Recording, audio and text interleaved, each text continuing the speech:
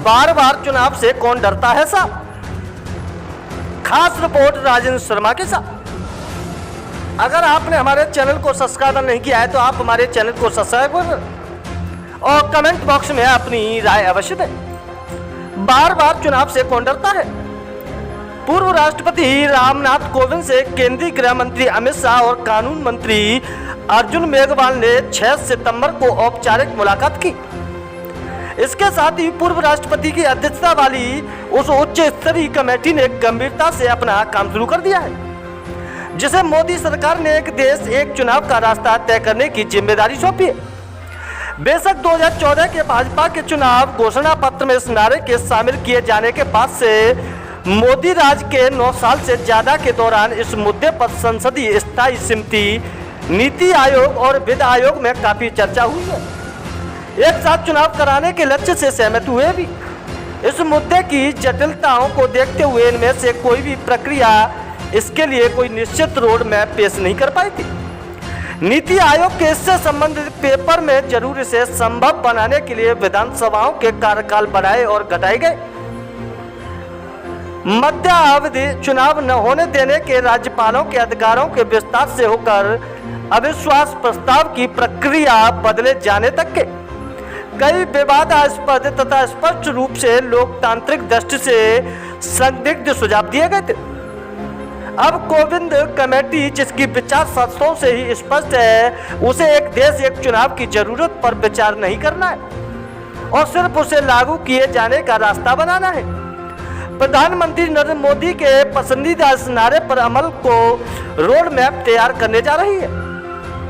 बेशक प्रधानमंत्री मोदी का प्रिय सरप्राइज या झटका देने का तत्व एक देश एक चुनाव के नारे के इस समय आगे बढ़ाए जाने में भी देखा जा सकता है।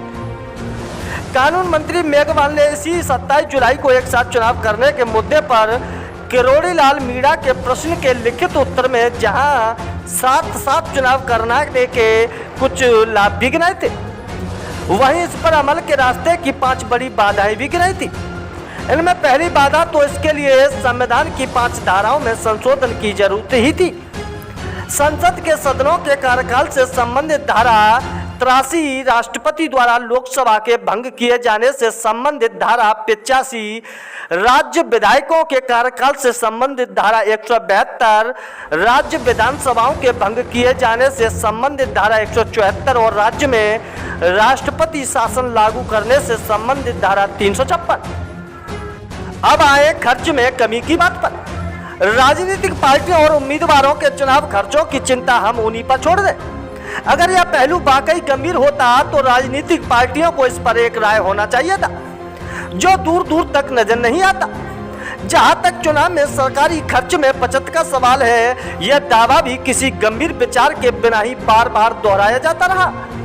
वास्तव में पूरे देश में विभिन्न स्तरों के चुनाव एक साथ करा लेना सिर्फ मतदाता से एक ही बार में एक ही बजाय 3 या उससे ज्यादा बटन दबा लेने भर का मामला नहीं है। उसके लिए कम से कम उतनी ही गुनी बड़ी व्यवस्था भी करनी होगी। कानून मंत्री ने 27 जुलाई के अपने उसी जवाब में साथ चुनाव करने की 2 व्यवहारिक कठिनाइयों का जिक्र और किया था, जिनका महत्व अब सरकार के उनकी ओर से आंखें बंद करने से खत्म नहीं हो जाएगा। हम आपको बता दें कि उसी मशीन का सिर्फ 3 बार इस्तेमाल होगा, यानी सिर्फ ईवीएम और वीवीपैट मशीनों पर खर्चा ही आसानी से 5 गुना तक बढ़ सकता है। यही है खर्च में कमी की दलील की सच्चाई। और संघीय व्यवस्था तथा जनतंत्र को तो खैर एक देश एक चुनाव का अमल काट छाट कर पहचान में आने वाला ही बना देगा। देखिए खास रिपोर्ट राजेंद्र शर्मा के साथ। AG24 News।